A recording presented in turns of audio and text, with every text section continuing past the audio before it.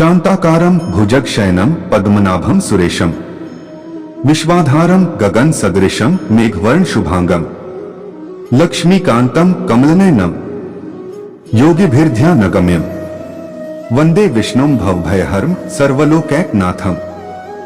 नमस्कार दोस्तों, जय श्री कृष्णा। गीता के अध्याय 6 में भगवान श्री कृष्ण अर्जुन को योग की महत्वपूर्ण शिक्षा देते हैं। इस अध्याय में उन्होंने ध्यान और साधना के माध्यम से आत्मा को प्राप्त करने के तरीके का विवरण किया है। श्री भगवान ने कहा, जो मनुष्य बिना किसी फल की इच्छा से अपना कर्तव्य समझकर कार्य करता है वही सन्यासी है, और वही योगी है। न तो अग्नि को त्यागने वाला ही सन्यासी होता है और न ही कार्यों को त्यागने वाला ही योगी होता है। हे पांडुपुत्र, जिसे सन्यास कहते हैं उसे ही तू योग परब्रह्म से मिलन कराने वाला समझ, क्योंकि इंद्रिय सुख, शरीर के सुख की इच्छा का त्याग किए बिना कभी भी कोई मनुष्य योग परमात्मा को प्राप्त नहीं हो सकता है। मन को वश में करने की इच्छा वाले मनुष्य को योग की प्राप्ति के लिए कर्म करना कारण होता है, और योग को प्राप्त होते होते सभी सांसारिक इच्छाओं का अभाव हो जाना ही कारण होता है। जब मनुष्य सभी सांसारिक इच्छाओं का त्याग करके न तो शारीरिक सुख के लिए कार्य करता है और न ही फल की इच्छा से कार्य में प्रवृत्त होता है, उस समय वह मनुष्य योग में स्थित कहलाता है। मनुष्य को चाहिए कि वह अपने मन के द्वारा अपना जन्म मृत्यु रूपी बंधन से उद्धार करने का प्रयत्न करे और अपने को निम्न योनि में न गिरने दे, क्योंकि यह मन ही जीवात्मा का मित्र है और यही जीवात्मा का शत्रु भी है। जो मनुष्य मन को वश में कर लेता है उसका वह मन ही परम मित्र बन जाता है, लेकिन जो मनुष्य मन को वश में नहीं कर पाता है उसके लिए वह मन ही परम शत्रु के समान होता है। जिसने मन को वश में कर लिया है उसको परम शांति स्वरूप परमात्मा पूर्ण रूप से प्राप्त हो जाता है। उस मनुष्य के लिए सर्दी गर्मी, सुख दुख और मान अपमान एक समान होते हैं। ऐसा मनुष्य स्थिर चित्त वाला और इंद्रियों को वश में करके परमात्मा के ज्ञान द्वारा परमात्मा को प्राप्त करके पूर्ण संतुष्ट रहता है। ऐसे परमात्मा को प्राप्त हुए मनुष्य के लिए मिट्टी, पत्थर और सोना एक समान होते हैं। ऐसा मनुष्य स्वभाव से सभी का हित चाहने वाला, मित्रों और शत्रुओं में, तटस्थों और मध्यस्थों में, शुभचिंतकों और ईर्ष्यालुओं में, पुण्यात्माओं और पापात्माओं में भी एक समान भाव रखने वाला होता है। ऐसा मनुष्य निरंतर मन सहित शरीर से किसी भी वस्तु के प्रति आकर्षित हुए बिना तथा किसी भी वस्तु का संग्रह किए बिना परमात्मा के ध्यान में एक ही भाव से स्थित रहने वाला होता है। योग के अभ्यास के लिए मनुष्य को एकांत स्थान में पवित्र भूमि में न तो बहुत ऊंचा और न ही बहुत नीचा कुशा के आसन पर मुलायम वस्त्र या मृगछाला बिछाकर उस पर दृढ़ता पूर्वक बैठकर मन को एक बिंदु पर स्थित करके चित्त और इंद्रियों की क्रियाओं को वश में रखते हुए अंतःकरण की शुद्धि के लिए योग का अभ्यास करना चाहिए। योग के अभ्यास के लिए मनुष्य को अपने शरीर, गर्दन तथा सिर को अचल और स्थिर रखकर नासिका के आगे के सिरे पर दृष्टि स्थित करके इधर उधर अन्य दिशाओं को न देखता हुआ बिना किसी भय से इंद्रिय विषयों से मुक्त ब्रह्मचर्य व्रत में स्थित मन को भली भांति शांत करके मुझे अपना लक्ष्य बनाकर और मेरे ही आश्रय होकर अपने मन को मुझ में स्थिर करके मनुष्य को अपने हृदय में मेरा ही चिंतन करना चाहिए। इस प्रकार निरंतर शरीर द्वारा अभ्यास करके मन को परमात्मा स्वरूप में स्थिर करके परम शांति को प्राप्त हुआ योग में स्थित मनुष्य ही सभी सांसारिक बंधन से मुक्त होकर मेरे परमधाम को प्राप्त कर पाता है। हे अर्जुन, योग में स्थित मनुष्य को न तो अधिक भोजन करना चाहिए और न ही कम भोजन करना चाहिए, न ही अधिक सोना चाहिए और न ही सदा जागते रहना चाहिए। नियमित भोजन करने वाला, नियमित चलने वाला, नियमित जीवन निर्वाह के लिए कार्य करने वाला और नियमित सोने वाला योग में स्थित मनुष्य सभी सांसारिक कष्टों से मुक्त हो जाता है। योग में स्थित मनुष्य का योग के अभ्यास द्वारा विशेष रूप से मन जब आत्मा में स्थित परमात्मा में ही विलीन हो जाता है, तब वह सभी प्रकार की सांसारिक इच्छाओं से मुक्त हो जाता है। उस समय वह पूर्ण रूप से योग में स्थिर कहा जाता है। उदाहरण के लिए, जिस प्रकार बिना हवा वाले स्थान में दीपक की लौ बिना इधर उधर हुए स्थिर रहती है, उसी प्रकार योग में स्थित मनुष्य का मन निरंतर आत्मा में स्थित परमात्मा में स्थिर रहता है।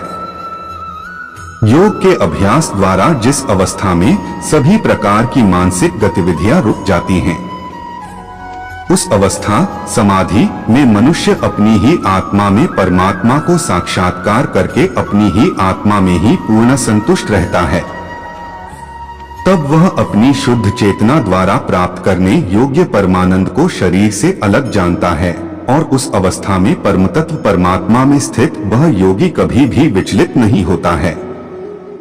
परमात्मा को प्राप्त करके वह योग में स्थित मनुष्य परमानंद को प्राप्त होकर इससे अधिक अन्य कोई सुख नहीं मानता हुआ भरी से भारी दुख से भी चलायमान नहीं होता है।